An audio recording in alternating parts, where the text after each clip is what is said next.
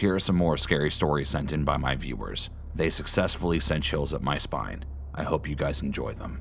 I upload new scary stories every Tuesday. Subscribe so you never miss an upload.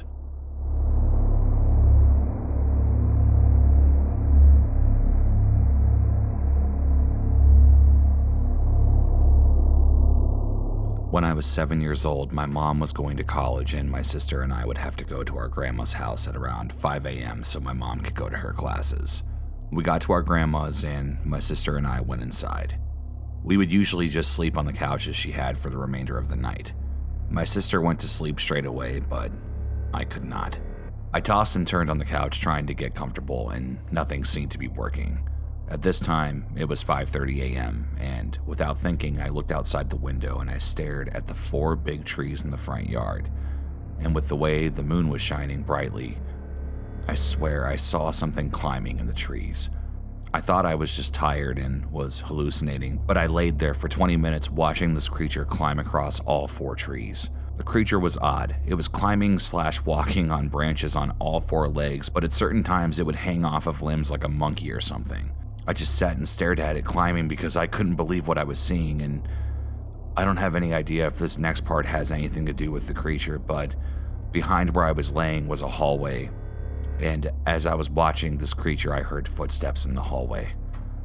I laid there debating or not if I should look, but then my thought was, whatever is behind me, I didn't want it to get my sister. And for those that were thinking that it was my grandmother, it wasn't, because she was on the opposite side of the house when this was happening. Anyway, I turned around to see what was there, and there was nothing. But as I was looking, since the moon was so bright, underneath one of the bedroom doors that had nobody in those rooms, I could see the shadow of 2 feet standing in front of the door. I looked away from the door to look back at the creature, and I saw nothing. I stared at the trees to make sure it wasn't sitting still or anything, but it was truly gone. And after that, I was finally able to go to sleep somehow. Fast forward a few years later, I told one of my cousins my story, and she looked at me with a scared look on her face as I was explaining everything. She then said to me, "I've seen it too." I now know that I wasn't seeing things that night, but I can't explain what was standing in front of the door.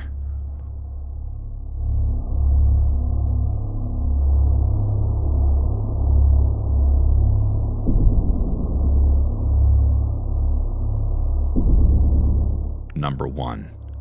I was living in an apartment at the time with my mother, and eventually she had to go out. So at first I was thinking, okay, I've been through this before, I'll be fine. I was wrong. Much later on, it was dark outside, and I was just about to take a shower, and that's when the storm made the power go out. It was pitch black in the apartment. I slowly started to make my way back to my bedroom to get my phone for the flashlight. That's when I heard a quick set of tiny footsteps run by like lightning, but I immediately thought, I'm home alone. I must be crazy. So I continued to my room and got my phone. Then the footsteps came back. I heard them further away, then they happened again closer, followed by a laugh. A small sounding chuckle as if these things were taunting me in the darkness. And I say things because then I heard 2 sets of fast footsteps, and I knew that I wasn't alone. I heard them running and laughing all around me. I got so freaked out I grabbed my phone, ran outside as fast as I possibly could, and waited out there until the power came back on and when my mom came back. But even afterwards, I was terrified to go back inside. I haven't heard them again, but I expect it every day. Now, my second story is a little shorter, but I figured I'd type it out anyway. Number 2. It was a garbage night. My mom and I had been in a new place for a while, and she told me to take the garbage out. Now, every single time I stepped outside alone at night, I felt strange. It always felt like something was watching me, or sometimes I felt like a figure was standing across the street in the darkness waiting to chase me. One night as I walked down to the curb with the garbage, I got a cold sense. I quickly turned around to see a dead, rotten figure sitting in the seat of my landlord's car. It turned and looked at me with a horrible face. Then it pointed at me. Then with a flash of light from a passing car, it was gone. I quickly brought the garbage to the curb and went back inside as fast as I possibly could. I haven't seen it again to this day, but I'm always afraid that I will.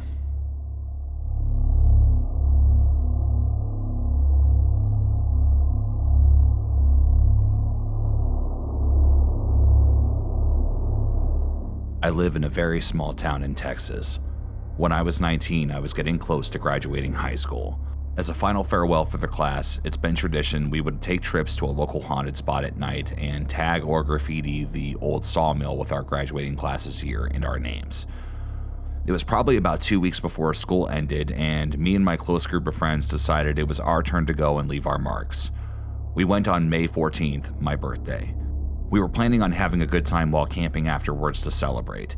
We decided to rent a campsite about 2 miles from the old sawmill at Boykin Springs. We set up camp around noon or so and started hiking our way through the heavily wooded area to the sawmill. We didn't want to be caught there at night because we always heard the scary stories.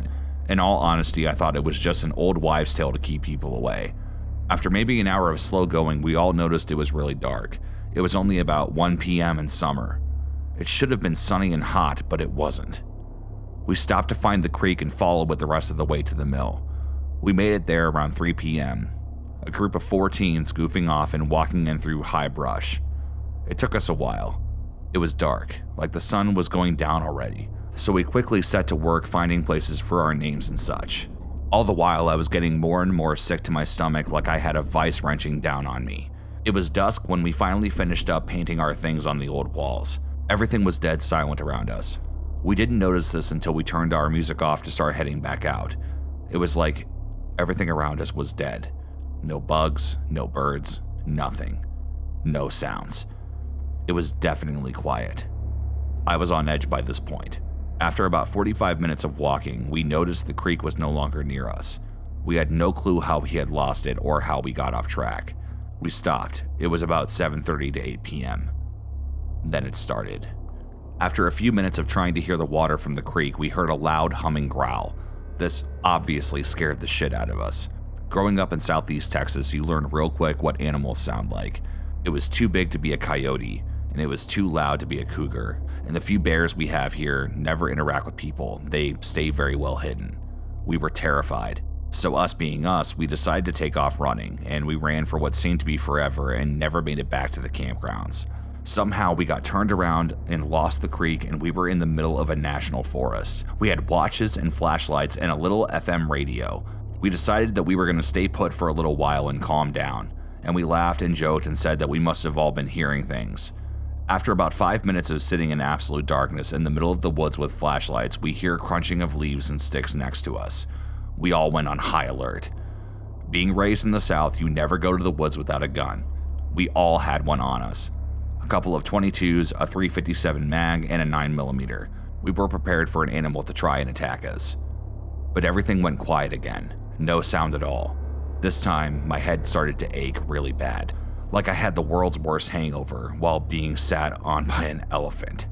We decided that we had to get to the campgrounds. We'd be a lot safer there instead of the woods. After another hour of walking, we found the creek bed and trail that we had lost previously, which we still didn't know how that happened. It took us another 45 minutes to an hour to get back to camp. We got there, started laughing and joking about how scared each of us got, and continued to laugh and carry on. We finally crashed around 1 to 2 a.m. We stopped looking at watches when we hit the campsite and started drinking. None of us were hammered drunk, so what happens next was not a delusion from drinking. Before daybreak, probably around 4 a.m., we heard rustling and such outside our tents. We were thinking that raccoons are into the stuff that we brought with us. I kicked the side of the tent to try to scare the coons off. Bad idea. I startled whatever was out there, but it wasn't a raccoon, because as soon as I kicked and hollered, "Get!" we all heard the same damn growl again. This time it was right next to the tent. I won't lie, I pissed myself, cried, and screamed. Now I don't know why, but my following thought wasn't very smart. Gun safety kids, don't ever do what I did next. I pulled my 9mm and shot 3 times through the tent. After the third shot, our cooler hit the tent and crumpled the top down on us. At this point, I thought I was dead.